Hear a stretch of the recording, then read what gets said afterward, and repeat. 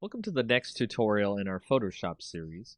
We're going to go over a way to create a quick lomography effect. And a lomography effect is a type of effect that you might see on Instagram photos or other types of photos that make it look kind of a hipster-like or retro look.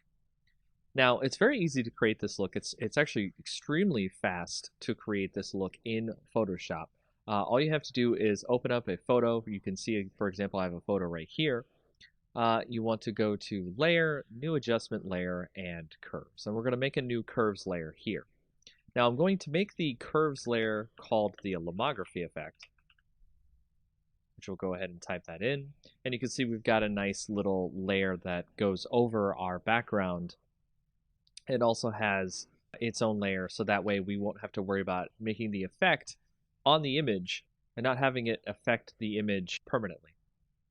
So the way we start this effect is we go through and check out the curves. So we've got the histogram here, and we want to start out by actually putting a point here and dragging it down a little bit, which you see will actually drag down some of the shadows in the image. And then you want to put a little point up here and drag that one up, which will actually drag in some more of the light into the image.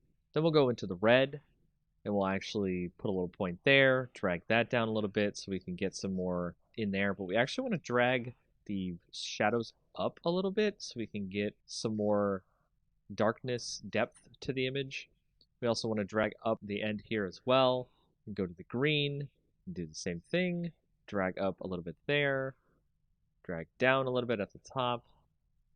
And then when we get to the blue, we'll actually do this a little bit different. We actually want to drag up on the previous one, and we actually want to drag down at the top here, which will actually add a lot of different blues to the image there. So if we go back to the original RGB, we can actually pull up the shadows a bit because we want to create that kind of soft tone in the shadows as well. And by doing that, that allows us to create a great lomography effect. It's actually kind of overdone here. It's a little bit too much on the image. So if we go to the opacity, and when you turn the opacity down to maybe about like 50, 55, you can see that it has put itself over the image, and you can see a nice effect on your image that gives it kind of a hipster or retro look. And you can turn on and off the layer to see the difference in the image as we put the Lomo effect on.